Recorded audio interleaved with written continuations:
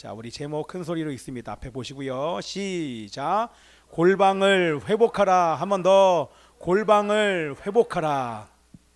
예, 아멘입니다. 제가 이 본문 가지고 기도를 하기 시작할 때 금요일 날 새벽에 이 본문을 통해서 사실 쭉 읽는데 저에게 광야라는 생각이 들었었어요. 하나님이 이 광야를 통해서 광야에 대한 걸 나누기를 원하시는구나. 그러면서 골방을 회복하라는 그런 마음이 저에게 강하게 들어서 이 말씀을 여러분들에게 나눕니다. 여러분들, 제가 20대 중반의 나이에 선교단체에 들어갔습니다. 신학교 3학년 때인가 정확히는 기억나지 않지만 4학년 때 선교단체에 들어갔어요. 들어가서 자세하게는 나누지 않지만 그때 많은 사람들 앞에서 설 수 있는 기회가 생겼어요.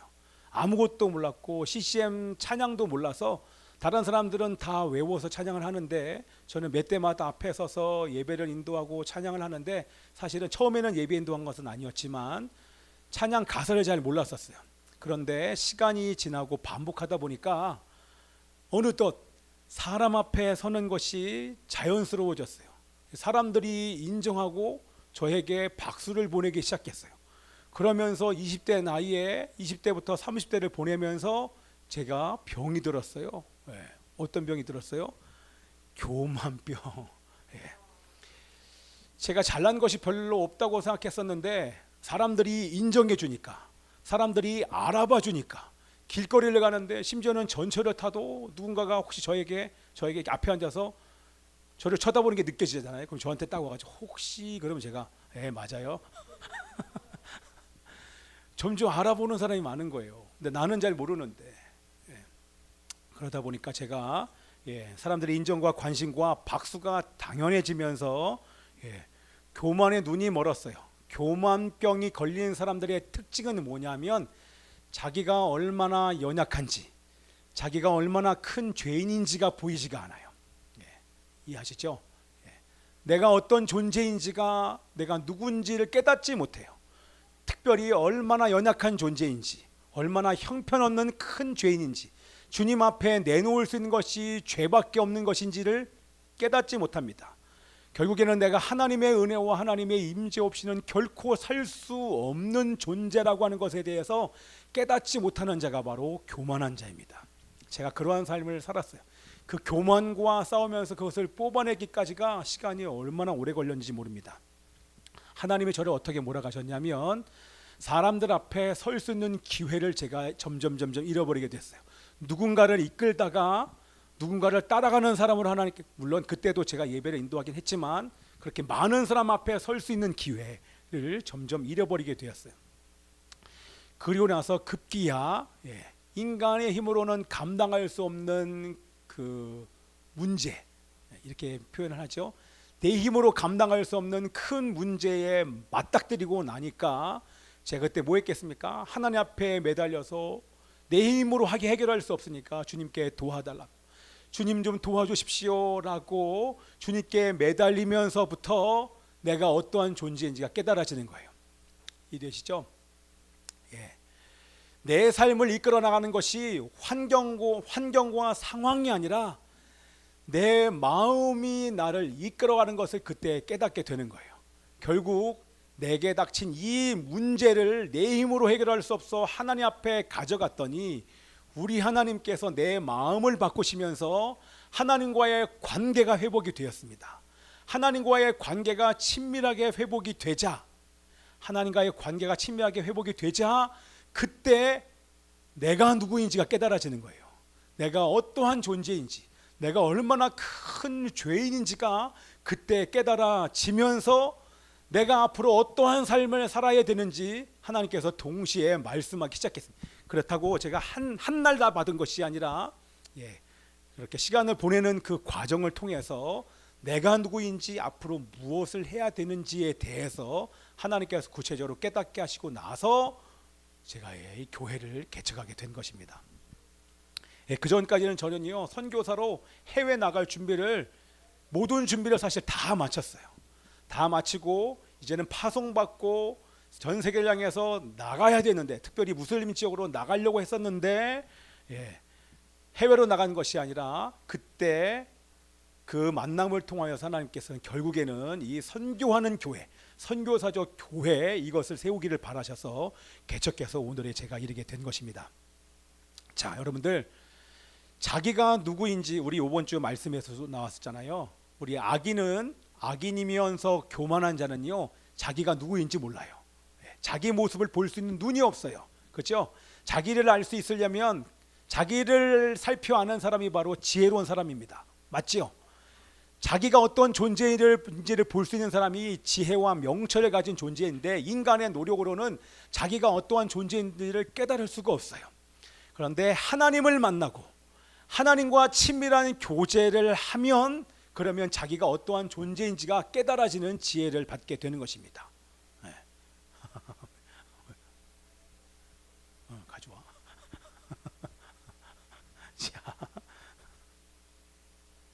자, 그래서 자기가 누구인지 자신의 모습을 볼 수 있는 사람이 지혜로운 사람인데, 오늘 본문에 자기가 누구인지 정확히 아는 사람이 나온다는 거예요.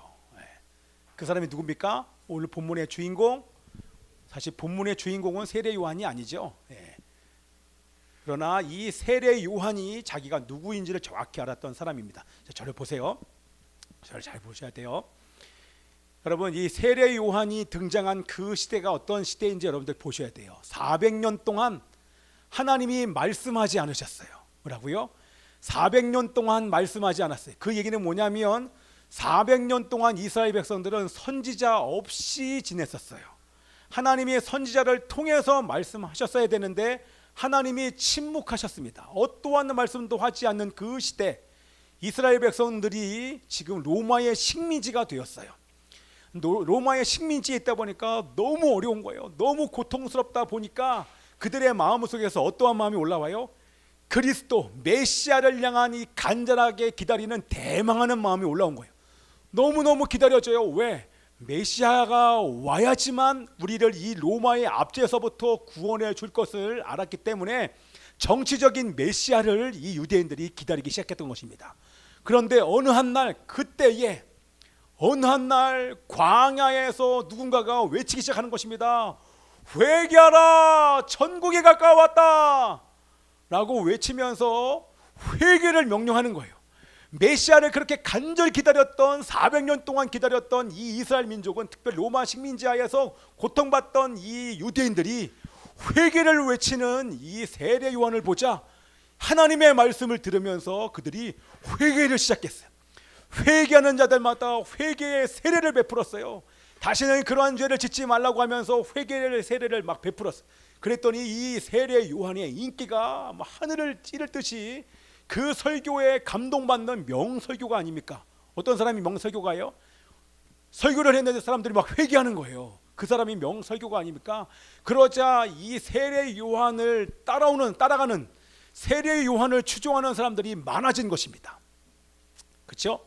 그렇게 인기가 있고 명예가 생기고 자신을 드러낼 법한 그 시간에, 심지어는 그 당시에 리더인 유대 종교 지도자들이 정말 이 사람이 메시아가 맞는지를 확인하기 위해서 사람을 보낸 것입니다. 그러니까 어느 정도인지 여러분 알겠죠? 자신들이 보기에도 저 사람이 메시아 같이 보이는 거예요. 회개를 선포하니까 저 사람이 메시아가 아니면 적어도 선지자일 거야 라고 생각하면서 사람을 지금 보낸 장면이 오늘 이 본문의 말씀인 것입니다. 내가 누구냐? 이렇게 물어보는데, 우리 앞에 있는 말씀 보세요.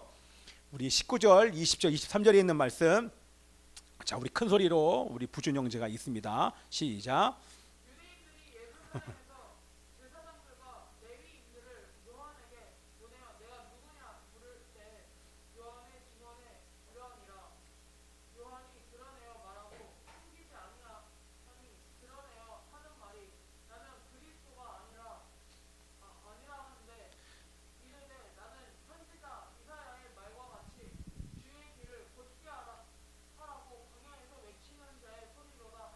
아멘. 그냥 또박또박해요.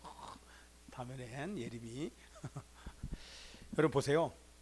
그렇게 인기가 많으면 우리 인간적인 욕망은 사람들이 나를 알아봐 주고 명예가 있는 거 아닙니까? 그렇죠? 자기를 드러내고 싶은 거 아니에요. 나는 메시아가 아니야가 아니라 나는 이러면서 뭔가 약간 암시를 주는, 정확히 아니라고 얘기하는 게 아니라 아마 애매모호하게 얘기하면서 나를 추종하는 사람들을 쫓아보낼 그런 대답을 하지 않았을 거예요. 그런데 오늘 본문 말씀에 우리 세례 요한은 모든 사람 앞에서, 추종하는 많은 사람이 따르고 있는 그 무리들 앞에서 뭐라고 얘기합니까? 나는 여러분이 기다리고 있는 그리스도가 아닙니다. 메시아가 아닙니다. 나는 선지자도 아닙니다. 이 무슨 얘기야? 다시 풀어서 얘기하면 나는 아무것도 아닙니다. 나의 임무는 외치는 것입니다. 내가 이 땅에서 해야 될 일은 외치는 것입니다. 바로 소리입니다. 내 뒤에 오시는 그리스도를 사람들에게 알리는 증인입니다. 이렇게 모든 사람 앞에서 인정하기가 여러분 인간이 쉽지 않아요.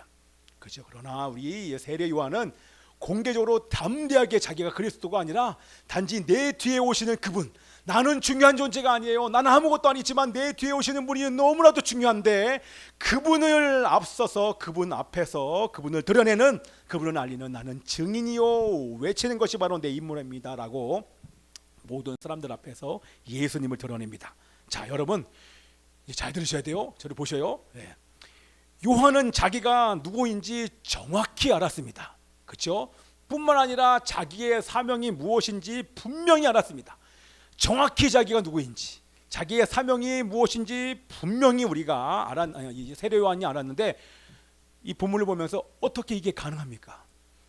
요즘 교회를 다니시는 분들 여러분 다 보세요. 여러분들은 여러분의 정체성이 뭡니까? 여러분 누굽니까? 여러분의 이 땅에서의 사명이 뭡니까? 라고 물어보면 이것이 모호한 사람이 지금 사실 많아요. 교회 다니는 사람들 중에서. 그런데 이 세례 요한은 정확히 사명과 자기 정체성을 깨달았습니다. 어떻게 이것이 가능합니까? 그게 이제 본문 말씀을 쭉 보다 보면 한 단어에 여러분들 꽂힐 수밖에 없어요. 어떻게 가능하냐면 바로 세례 요한이 광야에서 살았기 때문에 가능한 것입니다. 뭐라고요? 그럼 목사님, 광야에서 살면, 산에서 살면 누구든지 자기의 정체성과 사명을 깨닫나요? 아니에요. 그냥 산에 산다고, 광야에 산다고 깨닫게 되는 것이 아닙니다. 누구와 사는 것이 중요합니다. 그렇죠? 누구와 사는 것이 중요한데 우리 세례 요한은 누구와 살았습니까? 광야에서 하나님과 함께 살았던 것입니다. 그게 우리 세례 요한에 대해서 나온 것이 있는데, 이제 누가복음 1장 8절에 이렇게 나와 있어요. 함께 읽습니다. 시작. 자라며 심령이 강하여지며 이스라엘에게 나타나는 날까지 빈들에 있으니라. 여기에 심령이 강하여지고, 여러분들 잘 보셔야 돼요. 심령이 강해진다, 이런 말은 뭐냐면 광야에서 하나님만 의지했기 때문에 그의 인격적, 영적 성장이 있었다는 얘기입니다. 뭐예요? 여러분들, 하나님과 함께 있을 때만이 인격과 영적으로 성장합니다. 하나님 외에 다른 것과 여러분들이 오래 시간을 보내도, 사람과 오래 시간을 보내도, 세상에 있는 그 어떤 것과도 여러분이 시간을 보낸다고 해서 인격적으로 영적으로 절대 성장하지 않습니다. 오늘 본문 말씀에 심령이 강하여지는 방법, 이 영적으로 인격적으로 성장을 하려면 여러분들이 하나님과 함께 시간을 보내야 되는 줄 믿습니다. 아멘.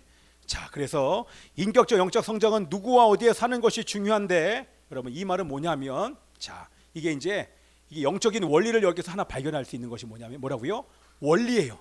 원리는 반드시 그렇게 되는 것입니다. 영적인 원리가 있는데, 이게 영적인 원리가 무슨 원리냐면, 따라서 한번 해보세요. 경배의 영적 원리. 조금만 더 크게요. 경배의 영적 원리.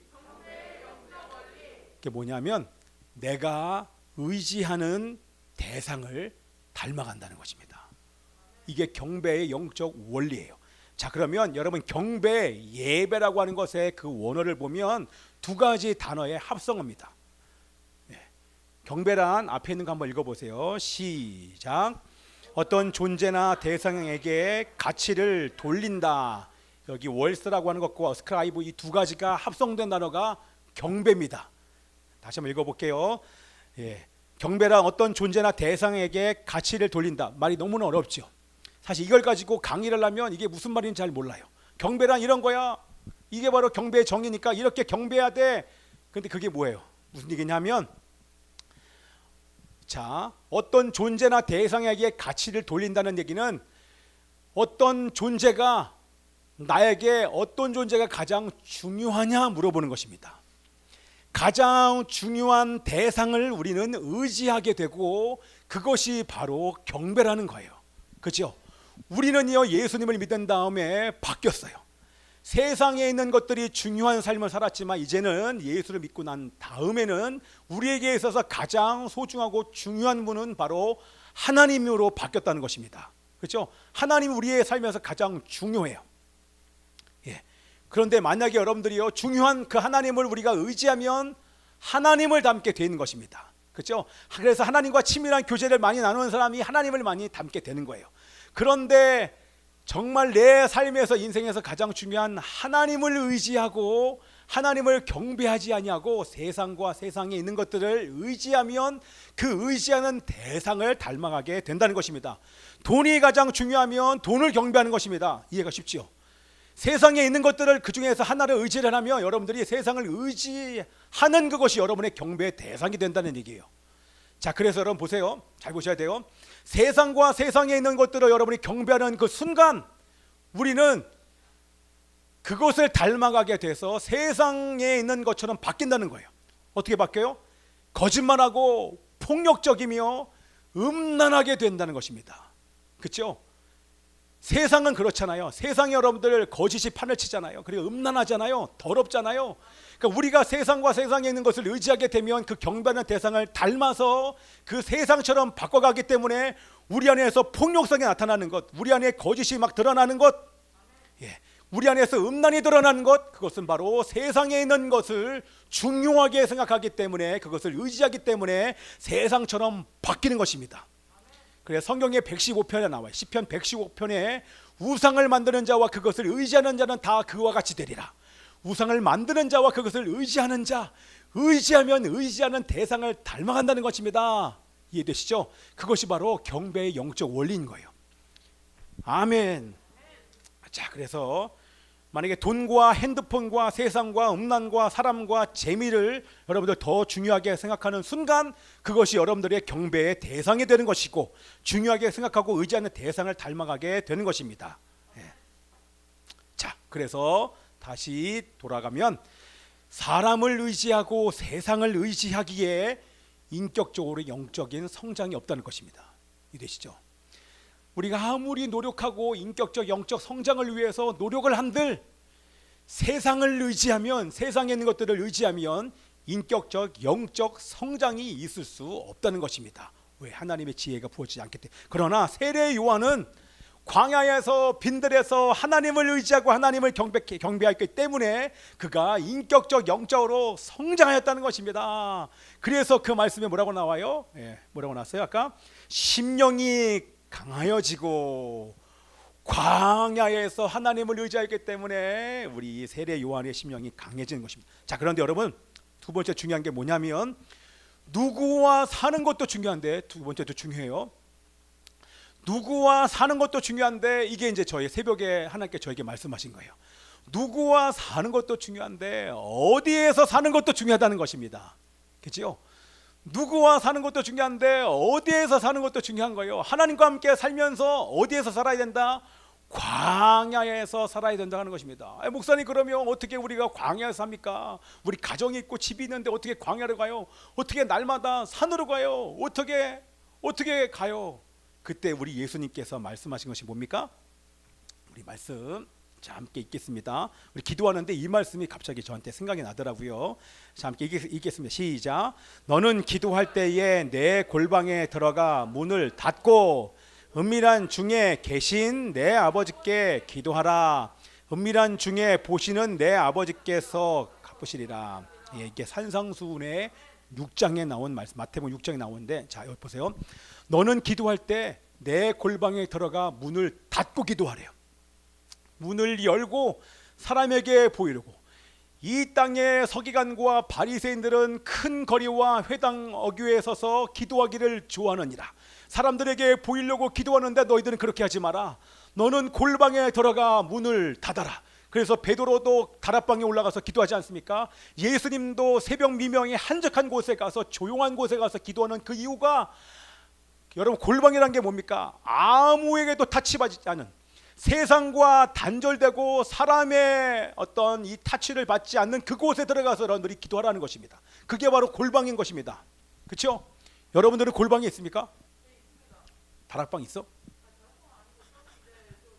알았어. 그래. 끝나고 얘기해. 저기. 난 좋아요. 이렇게 딱 하면 바로 대답 나오는 게. 대답은 짧게 해야 돼. 길게 하면 길어지니까. 그렇죠? 골방 있어요? 그게 됐어요. 이렇게 된 거야. 자, 골방이 있어요. 여러분 골방이 있어야 돼요. 여러분 골방이 없기 때문에 그래서 오늘 하나님께서 무슨 마음을 주냐면 완성아 골방을 회복해라. 골방을 회복해라. 세례 요한은 골방을 지켰기 때문에 광야에서 살았기 때문에 그러면 너희들은 광야와 같은 삶을 일생의 삶을 살면서 일반적인 삶을 살면서 살 수 있다고 말씀하시는 거예요. 우리는 골방에 있어야 됩니다. 세상과 단절되고 세상의 영향력을 받지 아니하고 주님과 은밀한 대화를 나눌 수 있는 골방이 회복되어야 될 줄 믿습니다. 여러분 골방을 잃어버리면 그러면 자기가 누구인지 자기 정체성이 깨달아지지 않아요. 왜? 세상을 경배할 수밖에 없게 됐기 때문에 그런 것입니다. 경배의 대상이 골방을 잃어버리는 순간 경배의 대상이 바뀔 수밖에 없습니다. 우리 젊은 사람 잘 들으세요. 저를 보셔야 돼요. 특별히 우리 젊은 사람들은 마찬가지입니다. 세상이 경배의 대상이 되고 핸드폰이 경배의 대상이 되고 재미가 경배가 돼서 사람이 경배의 대상 그리고 재미가 경배의 대상이 돼버리면 결국에는 여러분들이 세상적으로 바뀌어요. 바뀌지 않을 수가 없어요. 당연히 바뀌어요. 그리고 나서 교회 와서 예배드리면 그것을 풀어내는데 시간이 얼마나 걸리는지 몰라요. 주일날만은 나의 왕은 예수라고 고백하는 것이 아니라 우리의 삶을 통하여서 경배의 대상은 가장 가치 있는 대상은 가장 중요한 대상은 하나님이십니다. 그러기에 내가 하나님만 바라고 하나님을 따라가기를 원합니다. 그래서 하나님께 집중하면서 말씀에 집중하면서 성령께 집중하면서 우리가 경배하면서 살아야 돼. 그게 바로 예배자고요. 그러면 여러분들이 결코 골방에서 예수님과 함께 동행하면 절대 정체성이 흔들리지 않아요. 아무리 인기가 많고 사람들이 박수를 쳐주고 한들 절대로 흔들리지 않습니다. 뭐가 흔들리지 않아요? 정체성과 자기의 사명이 결코 흔들리지 않는다고 하는 것입니다. 자, 여러분 저 보이시죠? 세례 요한이 어느 정도까지 성장한 줄 아십니까? 여러분 말씀을 쭉 읽다 보면 전체를 다 읽다 보면 계속 묵상하다 보면 세례 요한이 어느 정도까지 여러분 성장했습니까? 어느 정도까지 성장을 했냐면 예수님께서 자라는데 그 키와 지혜가 자라간다고 얘기하잖아요. 여러분 지혜는요 하나님과 친밀하면 할수록 하나님의 지혜가 부어지는 거예요. 지혜로운 사람이요 그냥 지혜를 가졌기 때문에 계속 지혜로운 것이 아니라 계속 하나님과 친밀한 교제를 유지하기 때문에 하나님께서 계속 지혜를 부어주시는 거예요. 지혜는 내게 아니에요. 하나님으로부터 계속 매 때마다 공급받는 것입니다. 친밀한 사람이 친밀함의 깊이가 깊은 사람이 지혜로운 것입니다. 그렇죠? 근데 예수님께서 그 키와 지혜가 자라듯이 이 요한이 동일해요. 광야에서 빈들에서 하나님을 의지하면서 경배하면서 삶을 살았더니 어느 정도까지 성장을 하였냐면 하나님의 뜻을 정확히 분별할 수 있는 정도로 성장했을 뿐만 아니라 하나님의 말씀을 들을 수 있는 정도까지 성장하였어요. 이해되시죠? 우리 한번 33절 34절에 있는 말씀 앞에 있는 거 한번 우리 다 같이 읽습니다. 시작. 나도 그를 알지 못하였으나 나를 보내어 물로 세례를 베풀라 하신 그이가 나에게 말씀하시되 성령이 내려서 누구 위에든지 머무는 것을 보거든 그가 곧 성령으로 세례를 베푸는 이인 줄 알라 하셨기에 내가 보고 그가 하나님의 아들이심을 증언하였노라. 하나님의 말씀이 정확히 들려요. 모호하게 들리는 게 아니라 이게 하나님의 말씀 맞아? 아니야가 아니라 정확히 하나님께서 말씀하셨어요. 처음에 요한이 예수님을 바라볼 때 저분이 하나님의 어린 양인지 몰랐어요. 그런데 하나님께서 말씀하시기를 광야에서 빈들에서 말하기를 뭐라고 말씀하셨냐면 누군가가 너에게 나오는데 그 위에 하나님의 성령이 비둘기같이 하나님께서 기름 부으시는 자가 있다. 그 비둘기같이 임하는 하나님의 성령이 임하는 자를 보면 그가 바로 하나님의 아들이다. 그가 바로 하나님의 어린 양이다 라고 하는 것을 들었어요. 근데 예수님이 앞에 딱 왔는데 그가 하나님의 아들인지 아닌지를 몰라요. 모르는데 내 앞에 딱 나오는데 갑자기 하늘이 딱 열리면서 이는 내 사랑하는 나를 기뻐하는 자다 하면서 그 위에 성령이 비둘같이 임하는 게 보이는 거예요. 말씀한 대로 성령의 임재와 기름 부심이 보이니까 그제서야 세례 요한의 입을 통해서 뭐라 고백합니까? 이는 하나님의 어린 양입니다. 이분이 바로 하나님의 아들입니다 라고 34절에는 하나님의 아들이심을 그곳에서 증언하는 거예요. 바로 내가 말한 사람이 바로 이분이에요. 나는 이분 앞에 서서 이분을 외치는, 이분을 증언하는 나는 소리입니다. 이분이 바로 그리스도 메시아 하나님의 얻은 어린 양이요 여러분의 모든 죄값을 감당하시면서 여러분을 죄와 죽음에서 구원할 하나님의 아들이십니다. 와, 이거를 말씀하신 대로 하나님의 역사가 지금 보이면서 내가 지금 하나님, 그 당시에 이 빛에 대하여 증언하는데 그 당시에 하나님의 아들 이 메시아가 이 땅 가운데 오셔서 이분을 메시아로 알아보는 사람이 한 명도 없었어요. 왜? 모든 사람이 죄를 범하였으며 죄를 가졌기 있었기 때문에, 죄를 해결하지 못했기 때문에 예수님을 봐도 보이지 않는 거예요. 그죠? 그런데 여러분, 아무도 이 땅 가운데 예수를 알아보지 못하는데 이 요한이 하나님의 임재와 성령의 역사, 하나님의 일하심을 정확히 보면서 하나님의 음성을 들으면서 하나님의 어린 양을 선포했다는 거예요. 여러분, 놀라운 것입니다. 그렇죠? 어떻게 이것이 가능한가? 골방이에요. 여러분, 골방을 지키면 여러분이 누구인지 뿐만 아니라 성령의 역사하심, 하나님의 일하심을 보아요. 여러분, 같이 있어도요, 보세요. 같이 있어도 어떤 사람은 하나님의 일하심을 봐요. 하나님이 지금 일하심을 너무나도 분명하고 확실하게 느껴요. 그런데 어떤 사람은 그게 보이지 않으니까 딴지를 거는 거예요. 교회에서. 그렇죠? 이게 뭔가 하나님의 역사가 보이지 않으면 그럼 교회가 너무너무 어려워요. 그렇죠? 그런데 이게 골방을 지키는 사람들은, 하나님과 친밀한 교제를 유지하고 있는 사람들은 보여요. 느껴져요. 그리고 확신이 있어요. 그리고 기도 가운데 이미 나는 기도하고 있었어요. 소원을 막 주셨던 거예요. 그러니 갈등하지 않고 하나님의 어린 양입니다. 보라, 세상 죄를 지고 하나님의 어린 양입니다 라고 담대하게 선포할 수 있었던 것입니다. 예. 자, 이게 몇 절이에요? 33, 34절이죠. 예. 이 말씀 한번 더 읽어볼게요. 자, 함께 다 같이 읽습니다. 시작. 요한이 예수께서 자기에게 나오심을 보고 이르되 보라, 세상 죄를 지고 가는 하나님의 어린 양이로다. 내가 보매 성령이 비둘기같이 하늘로부터 내려와서 그의 위에 머물렀더라. 내가 보고 그가 하나님의 아들이심을 증언하였노라. 아멘. 이렇게 멋있게 성장한 거예요. 예. 어렸을 때는 사가랴와 엘리사벳 밑에서 컸다가 장성한 다음에 빈들에 나아가서 하나님과 독대하며 그가 훈련받았어요.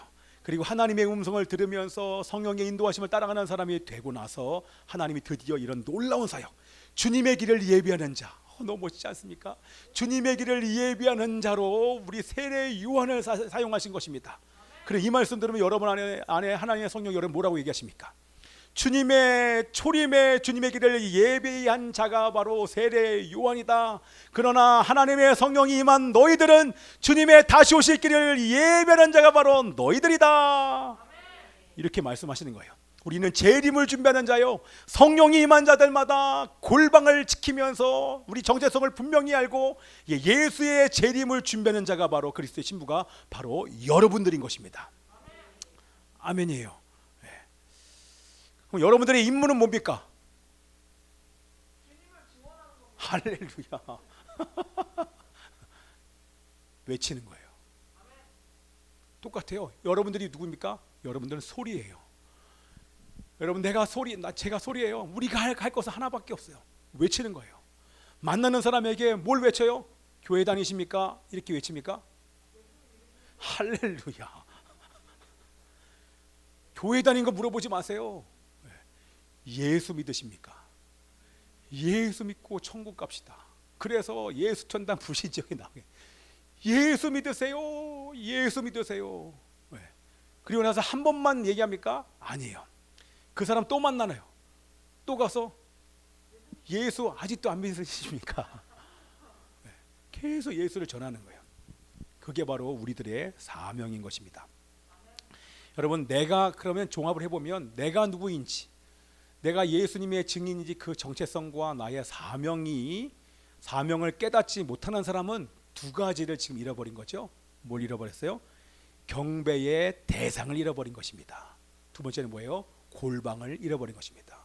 너무 명확하죠? 우리 본문 말씀에 경배의 대상이 하나님이십니까? 여러분들 골방을 여러분들 유지하고 있습니까? 날마다 경배의 대상을 잃지 않고 그게 싸움이에요. 영적 전쟁이에요. 뭐라고요? 저를 보세요. 영적 전쟁은 다른 것이 아니에요. 경배의 대상을 바꾸지 않는 거예요. 이 세상에 그 어떤 것을 내 눈앞에 화려하게 아름답게 내게 빛을 가장하여 내게 다가올지라도 세상에 있는 것을 선택하지 않고 그것을 의지하거나 그것의 가치를 돌리지 않고 중요하게 생각하지 않고 정말 중요하신 그 하나님을 나의 경배의 대상으로 고정하는 거예요. 오직 예수를 바라보자. 오직 말씀을 바라보는 거예요. 성령님을 따라가면서. 그리고 그것을 유지하기 위해서 우리가 뭐 해야 돼요? 우리 힘으로는 예수만 바라볼 수 없잖아요. 우리 뭐 해야 됩니까? 골방을 회복하면 됩니다. 골방을 유지하면 예수만 보여요. 다른 게 보이지 않아요. 세상에 한눈 팔 시간이 없어요. 그리고 잃어버린 영혼에 대한 열방에 죽어가고 있는 영혼에 대한 미얀마를 향해서 인도를 향해서 그리고 이스라엘과 북한을 향해서 그리고 이 땅 가운데 있는 모든 죄와 어둠을 다스리면서 여러분들이 기도하지 않을 수가 없게 돼요. 왜?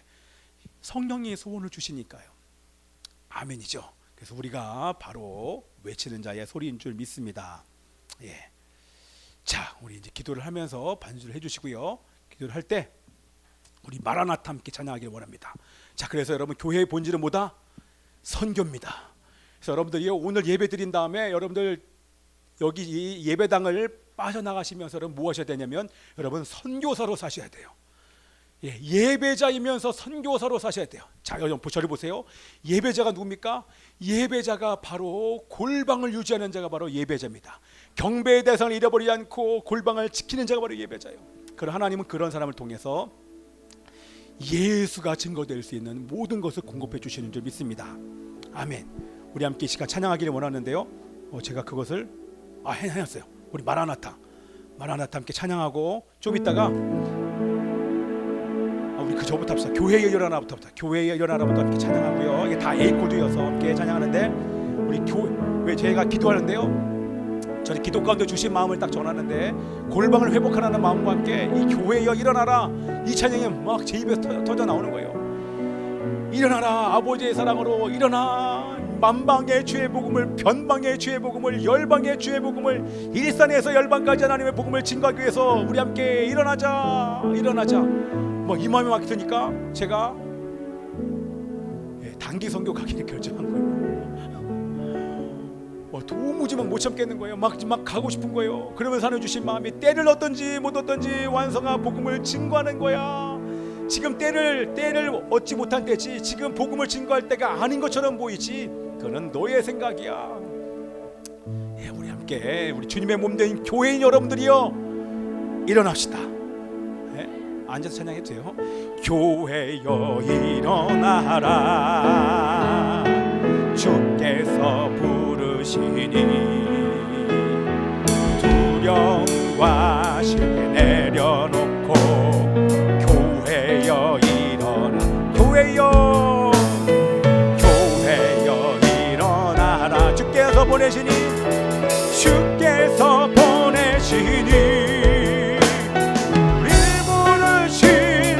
자리에서 교회여 일어나라 우리 세상에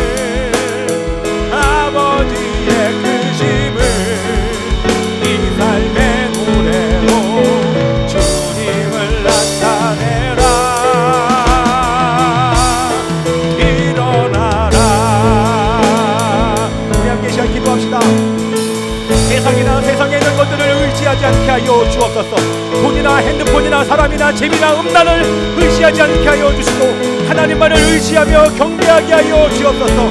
하나님, 우리의 힘으로는 세상을 끊을 수 없습니다. 골방에 들어가 하나님과의 친밀한 교제가 회복될 수 있도록 도와주시옵소서. 골방에 들어가 친밀한 교제를 나눌 때에 하나님은 세상을 끊고 우리에게 맡겨주신 사명의 복음을 증거하는 증인으로 살게 해 주실 줄 믿습니다. 우리에게 주신 사명인 예수님을 전하는 복음인과의 사명을 따라 만나는 자들에게 온천을 다니며 복음을 증거할 수 있는 제자가 될 수 있도록 하나님이여 골방을 회복하게 하여 주옵소서. 경배의 대상을 잃어버리지 않게 하여 주옵소서. 주의 한번 외치고 우리 통성으로 기도합니다.